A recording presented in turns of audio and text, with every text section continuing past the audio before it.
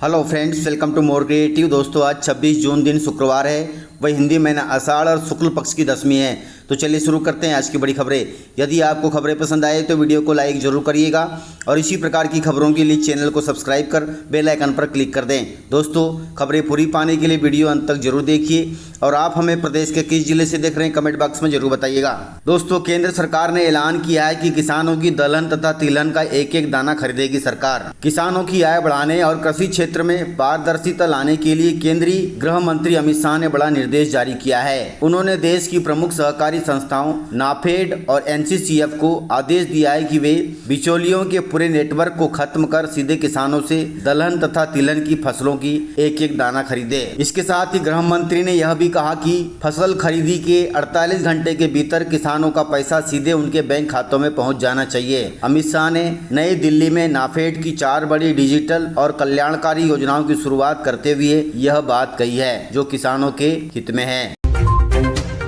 Guys, 1 जुलाई 2026 से बदल जाएंगे ट्रेन के 5 नियम। दोस्तों, भारतीय रेलवे में यात्रा करने वाले करोड़ों यात्रियों के लिए जल्द ही नए नियम लागू होने जा रहे हैं। रेलवे अधिनियम 1990 में कई अहम बदलाव किए गए हैं। रेलवे बोर्ड ने सभी जोनल रेलवे को इसकी जानकारी दे दी है। माना जा रहा है कि ये सभी नियम 1 जुलाई 2026 से लागू हो जाएंगे। नए नियमों का उद्देश्य रेलवे परिसरों में अनुशासन बढ़ाना, टिकटों के दुरुपयोग को रोकना और यात्रियों की सुरक्षा सुनिश्चित करना है। नए नियम के तहत वैध टिकट यात्रा करना या पहले इस्तेमाल किए गए टिकट का उपयोग करने वालों पर सख्त कार्रवाई होगी। ऐसे यात्रियों को किराए के साथ अतिरिक्त शुल्क देना होगा। इसमें न्यूनतम जुर्माना 250 रुपए से बढ़ाकर 500 रुपए कर दिया गया है। दूसरा बदलाव, यदि कोई यात्री किसी दूसरे व्यक्ति के नाम पर जारी टिकट से यात्रा करता है तो उसका टिकट जब्त कर लिया जाएगा। साथ ही किराए के अलावा उसे अतिरिक्त शुल्क भी देना होगा। ऐसे मामलों में न्यूनतम जुर्माना 500 रुपए निर्धारित किया गया है। इसके अलावा तीसरा बदलाव, रेलवे स्टेशन तथा ट्रेनों में भीख मांगना या बिना अनुमति सामान बेचना दंडनीय अपराध माना जाएगा। ऐसे लोगों पर 2000 रुपए तक का जुर्माना लगाया जा सकता है। वहीं बार बार नियम तोड़ने वाले को 1 साल तक की जेल भी हो सकती है। चौथे बदलाव के तहत रेलवे परिसर या ट्रेन में नशे की हालत में उपद्रव करने, यात्रियों को परेशान करने या अव्यवस्था फैलाने वालों पर भी कानूनी कार्रवाई की जाएगी। वहीं 5वें बदलाव में महिलाओं के लिए आरक्षित कोच, सीट या बर्थ पर कब्जा करने वाले पुरुष यात्रियों पर 2500 रुपए तक का जुर्माना लगाया जा सकेगा। रेलवे अधिकारियों को ऐसे यात्रियों को तत्काल आरक्षित कोच से हटाने का अधिकार भी दिया गया है। इस प्रकार से ये 5 बड़े बदलाव हैं। यात्रा करते समय समझदारी से काम लें। गाइस, कर्मचारियों के लिए खुशखबरी है। दोस्तों, मध्य प्रदेश के सरकारी कर्मचारियों तथा अधिकारियों के लिए बड़ी राहत की खबर आई है। प्रदेश में मई 2016 से अटकी पदोन्नति की प्रक्रिया अब 10 से 15 दिन में शुरू हो सकती है। राज्य सरकार ने इसके लिए पूरी तैयारी कर ली है। सरकार ने इसके लिए अपर मुख्य सचिव, प्रमुख सचिव, सचिव तथा विभागों को मौलिक रूप से पदोन्नति शुरू करने के निर्देश भी दे दिए हैं। सरकार के इस फैसले से प्रदेश के करीब 4.5 लाख सरकारी सेवकों को सीधा लाभ मिलेगा। इनमें अधिकारी तथा कर्मचारी दोनों शामिल होंगे। वहीं जो लोग सालों से एक ही पद पर बैठे हैं उन्हें अब ऊंचे पद पर जाने का मौका मिलेगा। दोस्तों, पदोन्नति से सिर्फ पुराने कर्मचारियों को ही नहीं बल्कि नए युवाओं को भी फायदा मिलेगा। जब बड़ी संख्या में कर्मचारी ऊंचे पदों पर जाएंगे तो उनके पुराने पद खाली हो जाएंगे। ऐसे में सरकार का अनुमान है कि इससे करीब 2 लाख पद रिक्त होंगे। इन पदों पर नई भर्ती का रास्ता खुलेगा जिससे युवाओं को रोजगार के नए अवसर मिलेंगे, जो कि बहुत अच्छी बात है। दोस्तों, अल नीनो के प्रभाव से देश के 315 जिलों में सूखे का खतरा मंडरा रहा है। हालांकि मध्य प्रदेश में मानसून तो आ गया है। मानसून 24 जून को आया है। 9 दिन बाद देरी से पहुंचा मानसून अब प्रदेश को तरबतर कर रहा है। वहीं अल नीनो के असर से देश के 315 जिलों में कमजोर बारिश का अनुमान है। भारत मौसम वैज्ञानिक इस बार सामान्य से 8% कम बारिश बता रहे हैं। इससे खरीफ फसलों की बुआई पिछड़ सकती है। वहीं कृषि वैज्ञानिकों ने किसानों को कम पानी वाली फसलें लगाने की सलाह दी है। इसलिए कृषि वैज्ञानिकों की सलाह जरूर मानें।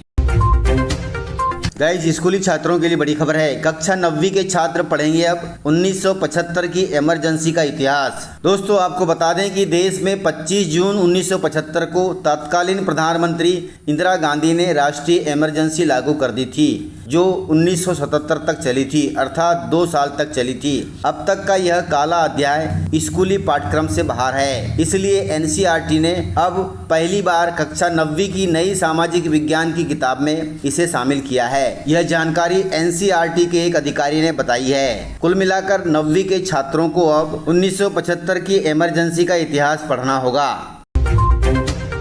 गाइस, मध्य प्रदेश की महत्वपूर्ण केन बेतवा लिंक परियोजना के लिए भूमि अधिग्रहण ने पकड़ ली है रफ्तार। बुंदेलखंड क्षेत्र के कायाकल्प के लिए प्रस्तावित महत्वाकांक्षी केन बेतवा लिंक परियोजना अब तेजी से धरातल पर उतर रही है। इस परियोजना के क्रियान्वयन के लिए मध्य प्रदेश के छतरपुर जिले के 54 गाँवों में भूमि अधिग्रहण की प्रक्रिया ने तीव्र गति पकड़ ली है। वहीं परियोजना के विस्तार के क्रम में उत्तर प्रदेश के झांसी जिले में भी प्रशासनिक तैयारियां शुरू हो गई है। कुल मिलाकर इस परियोजना में जिन भी किसानों की जमीन ली जाएगी उन्हें वर्तमान गाइडलाइन के हिसाब से 4 गुना मुआवजा दिया जाएगा। दोस्तों, मध्य प्रदेश के 34 लाख लोगों के बैंक खाते में आया है पेंशन का पैसा। आप सभी तुरंत चेक कर ले कि आपने बैंक खाते में कितना बैलेंस बचा हुआ है। दोस्तों, मध्य प्रदेश के पेंशन धारकों के लिए खुशखबरी है। 25 जून को मुख्यमंत्री मोहन यादव ने समग्र पेंशन योजना के तहत राज्य के 33,92,000 से ज्यादा हितग्राहियों के बैंक खातों में करोड़ों रुपए की पेंशन सिंगल क्लिक के माध्यम से जारी की है। ऐसे में यदि आप भी संबंधित योजना के हितग्राही हैं तो तत्काल अपने बैंक खाते में योजना की रकम चेक कर लें, क्योंकि सरकार ने यह राशि डाल दी है। गाइस, मानसून से बदल गया है मध्य प्रदेश का मौसम। दोस्तों, मध्य प्रदेश में मानसून के प्रवेश करते ही मौसम एकदम से बदल गया है। सुबह से ही कई जिलों में बादल छाए हुए हैं और कई जिलों में बारिश भी हो रही है। आज भी 3 दर्जन से ज्यादा जिलों में बारिश का अलर्ट जारी किया गया है। मानसून के अगले 2 से 3 दिनों में पूरे प्रदेश में पहुंचने की उम्मीद जताई जा रही है, जो कि बहुत अच्छी बात है।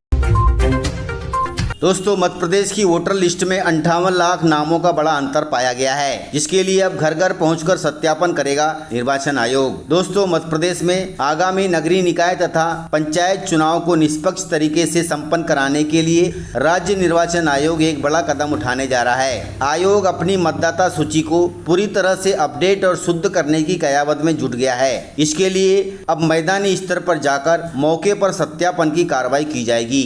दरअसल मौजूदा राज्य निर्वाचन आयोग और भारत निर्वाचन आयोग की वोटर लिस्ट के बीच प्रदेश में मतदाताओं की संख्या में 58 लाख का अंतर पाया गया है, अर्थात 58 लाख मतदाता वोटर लिस्ट में नहीं है। इस भारी विसंगति को दूर करने के लिए अब राज्य निर्वाचन आयोग व्यापक स्तर पर कार्रवाई करेगा। गाइस, मध्य प्रदेश के लाखों छात्रों के लिए खुशखबरी है, क्योंकि सस्ती होगी अब इंजीनियरिंग की पढ़ाई। प्रदेश के निजी कॉलेजों से इंजीनियरिंग की पढ़ाई अब और सस्ती होने जा रही है। कई इंजीनियरिंग कॉलेजों ने शुल्क कटौती का प्रस्ताव भेजा है। उनकी मांग है कि उनके यहाँ शिक्षण शुल्क 35,000 रुपये सालाना कर दिया जाए, अर्थात इंजीनियरिंग का 1 साल का खर्चा 35,000 रुपये होना चाहिए। इसकी मंजूरी मिलते ही इंजीनियरिंग करने वाले छात्रों को काफी राहत मिलेगी। दोस्तों, आपको बता दें कि छात्रों की कमी के कारण प्रदेश के निजी इंजीनियरिंग कॉलेज आर्थिक संकट का सामना कर रहे हैं। यदि शुल्क में कटौती होती है तो प्रदेश तथा दूसरे प्रदेशों के भी विद्यार्थी इन कॉलेजों में प्रवेश ले सकते हैं, जो कि बहुत अच्छी बात है। दोस्तों, इस प्रकार से खबरें थी। यदि आपको खबरें पसंद आई हो तो वीडियो को लाइक, शेयर एंड सब्सक्राइब जरूर करें। तो मिलते हैं सर अगले वीडियो में, तब तक के लिए जय हिंद, जय भारत, जय एमपी।